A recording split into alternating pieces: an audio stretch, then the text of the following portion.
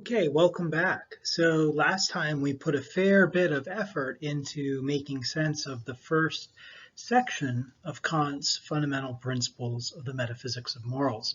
And the last point that we discussed was what Kant calls the supreme principle of morality, and very soon hereafter he will call the categorical imperative.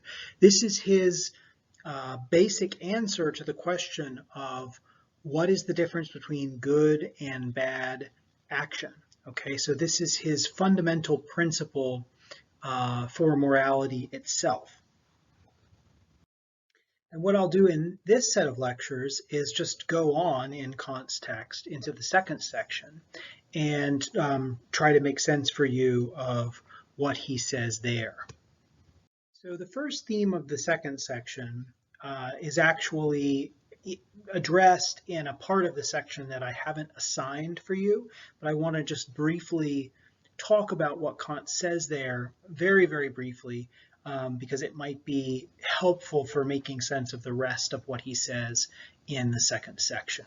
And this has to do with the metaphysics of morals. So there's a frequent contrast in Kant's thinking between two types of things. We've already seen this in the first section, and it needs to be remarked upon, or it's helpful to note it because it shows up so frequently in the way that, in what Kant says, okay? So the contrast is between what could be called the empirical and the rational, or the a posteriori and the a priori. So a posteriori is a Latin term which means before, and a priori, means after. A posterior, like we say that the posterior of something is the backside of it. Posterior, a posteriori means after, and a priori means before, as in when we say that one thing happens prior to another. These are both Latin expressions.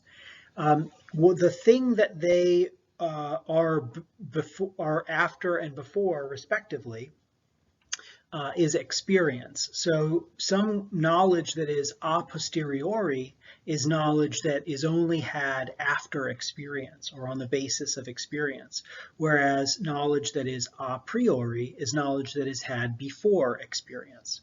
And by experience here, Kant has in mind sensory experience primarily, so experience through the senses.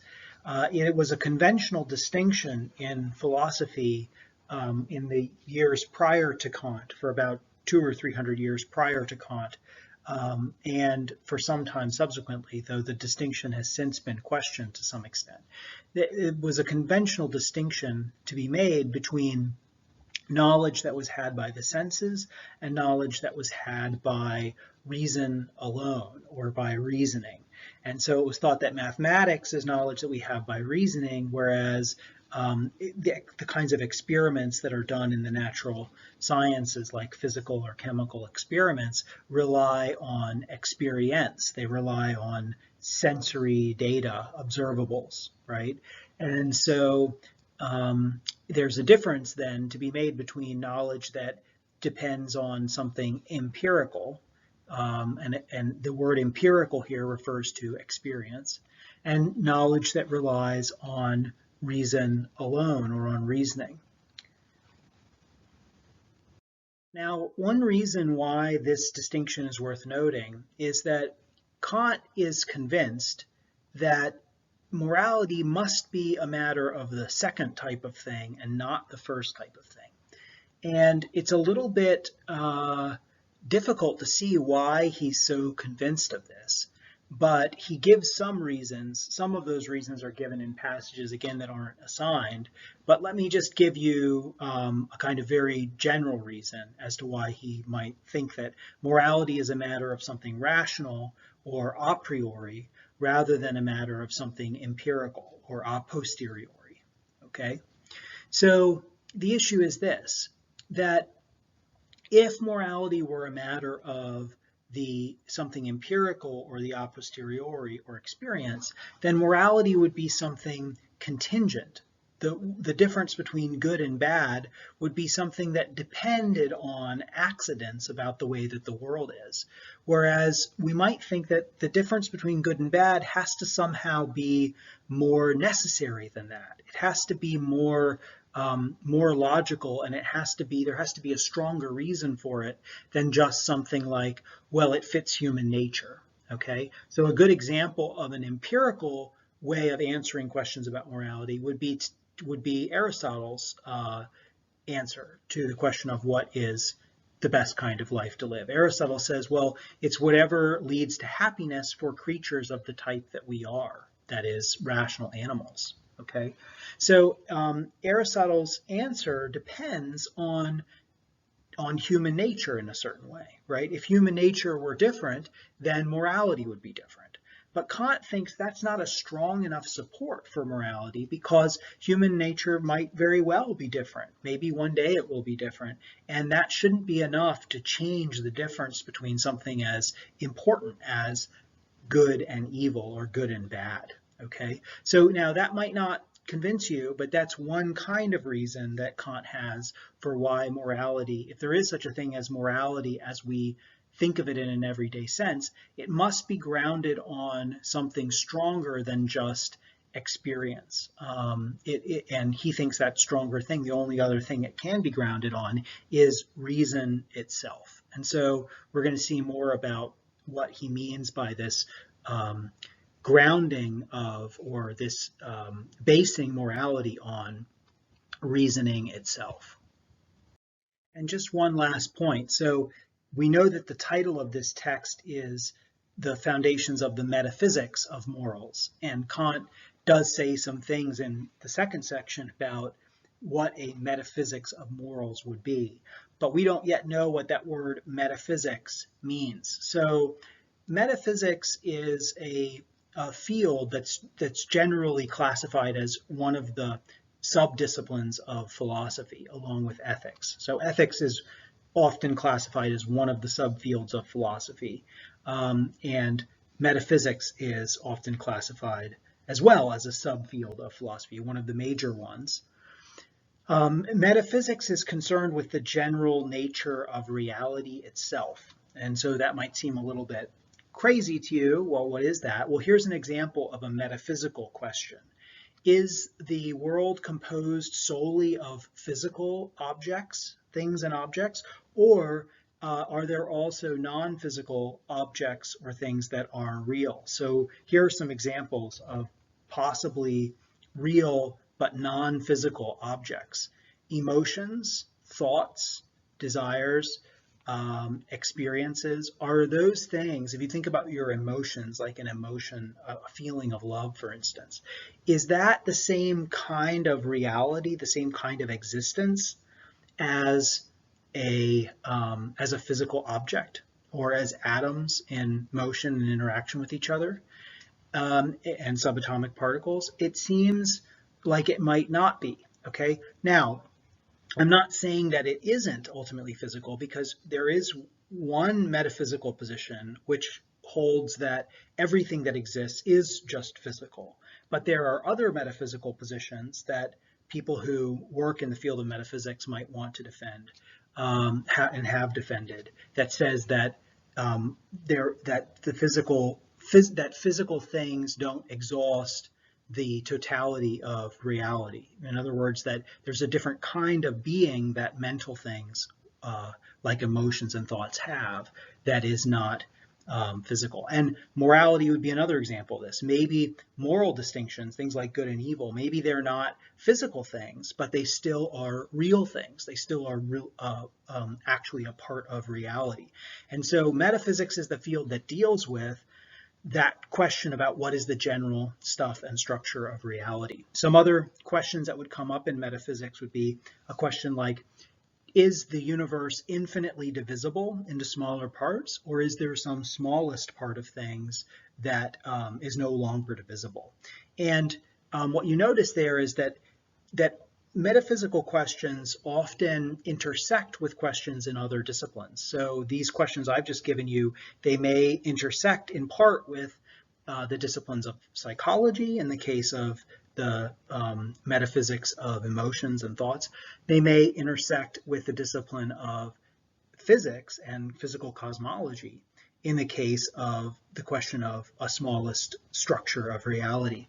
And workers, experts in those other fields, they sometimes engage with metaphysical questions in the course of doing their research. So I would say physical cosmologists, people who work on cosmology and physics departments, they do some metaphysics as a part of their research and their reflecting and thinking about things. Okay, so they do some they do some metaphysics too, as well as philosophers doing that, and often physical cosmologists and metaphysics and people who work in metaphysics and philosophy will be talking with one another and reading each other's papers and publishing in the same journals and things like that today. Okay, so all of that gives you a sense of what the word metaphysics means as a descriptor of a philosophical discipline in general. And in fact, Aristotle, one of Aristotle's works, other than the Ethics that we read, is called the Metaphysics, and this is the first use of the term metaphysics to describe this particular field. And so in a way you can say Aristotle started the field of metaphysics, though people were arguing about the same question before him about the basic nature of reality. But anyway, that's the general field of metaphysics. Now, by the term metaphysics, Kant means something a bit more specific, and that has to do with Kant's own views and beliefs as a philosopher. So he defines metaphysics as having to do with the foundations or justification of rational knowledge. And so he thinks metaphysics really concerns the rational rather than the empirical. And I won't say any more about that. It's really just intended to give you some framework for interpreting what Kant means when he refers to metaphysics and the metaphysics of morals in particular. He means the foundation of and the justification of the claims to rational knowledge of morality, or another way of putting that is the basis in the way that reality is for morality.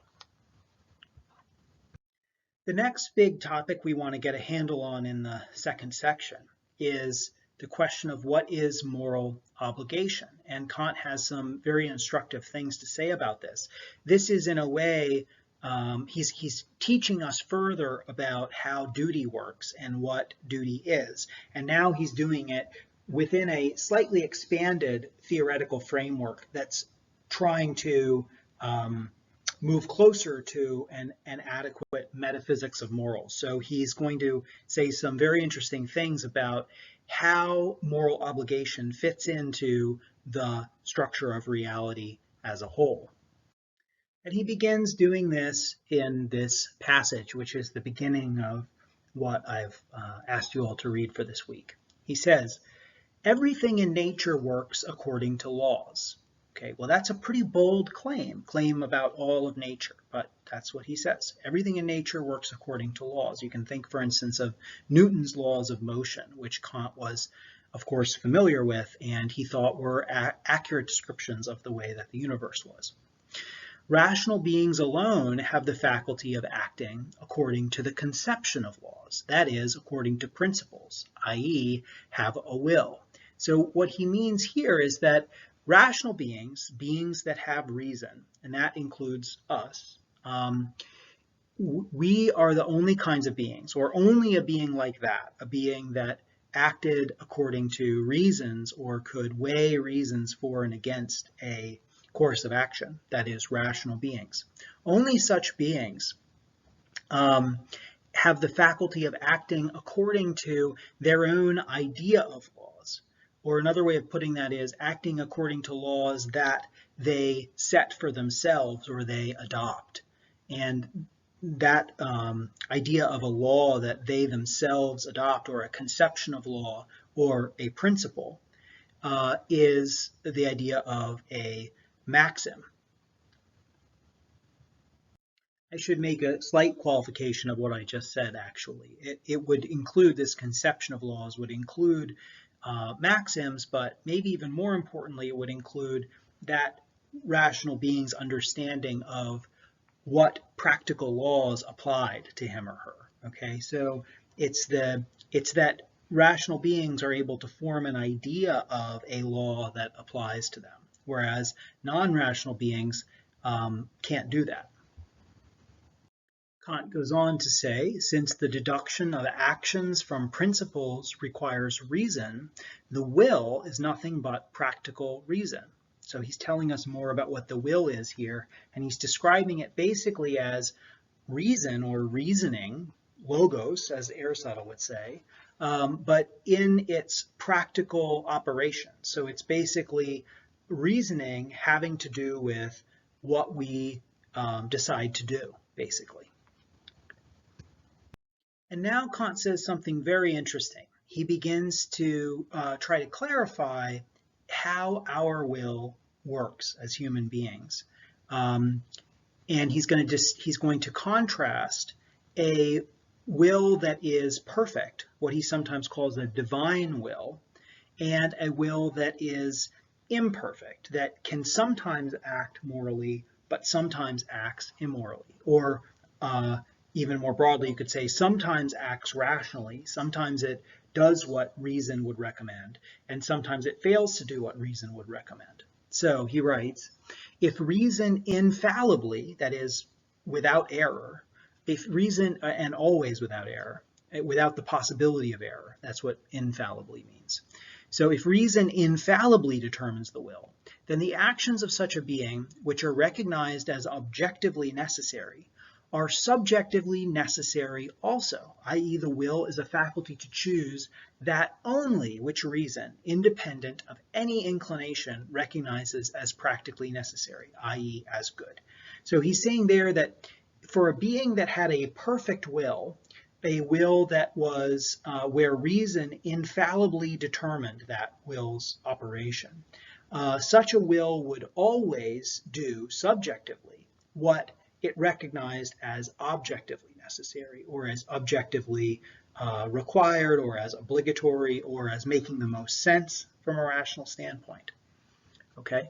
But if reason of itself does not sufficiently determine the will, if the latter is subject also to subjective conditions, particular impulses, which do not always coincide with the objective conditions, in a word, if the will does not in itself completely accord with reason, which is actually the case with men, with human beings. The German there is probably Mensch, which just means human beings. It could be translated as men, but it really means humans. Then the actions which objectively are recognized as necessary are subjectively contingent, and the determination of such a will according to objective laws is obligation. Okay, wow, and the sentence is going to keep going on, so I'm just going to pause here and just kind of catch up what all of that was about. What Kant is saying is that in the case of a being that doesn't always do what reason recommends or requires, but sometimes rather does what they are inclined to do or what they want to do or desire to do, even when that goes contrary to reason. Okay, this is what he calls particular impulses, okay, or the will not completely according with reason, which he says is actually the case with human beings. Okay, so for beings like us, we are torn, so to speak, or many of our actions, we kind of are faced with this choice between doing what reason requires and recommends and doing what we are inclined to do or what we want to do or what our desires are. Okay, and so for a being like that, the objectively necessary laws are not just things that perfectly match our subjective wills all the time, but rather they will be experienced, those objective laws will be experienced as an obligation. We will experience them as things, as a kind of call on our decision making, as something that calls to us that asks us to obey, or that says, says to us we ought to obey, that it's our obligation to obey. But we will, in our individual experience, sometimes feel a draw away from doing what reason requires, will sometimes be tempted to behave contrary to what reason or moral obligation require. And Kant further clarifies what he means by this when he says, that is to say, the relation of the objective laws to a will that is not thoroughly good is conceived as the determination of the will of a rational being by principles of reason, but which the will from its nature does not of necessity follow. So in other words, we will experience things, if we have this second kind of will he describes, a kind of imperfect will, we will experience we will experience things in this way where we will see that we ought to do a certain thing, but we won't necessarily always do that thing that we ought to do. And that's what the experience of moral obligation is like. And a being that had a perfect will wouldn't experience what reason requires or recommends as an obligation or as a duty. They would just do what reason requires all the time, infallibly. So that description of the situation that we are in, because of the kinds of agents that we are, rational beings, but also ones that experience certain subjective hindrances and impulses and desires, provides a background for going on to make some really crucial distinctions that get us back to Kant's supreme principle of morality now with some more explanation behind it. And so I will start in on that topic in the next video lecture.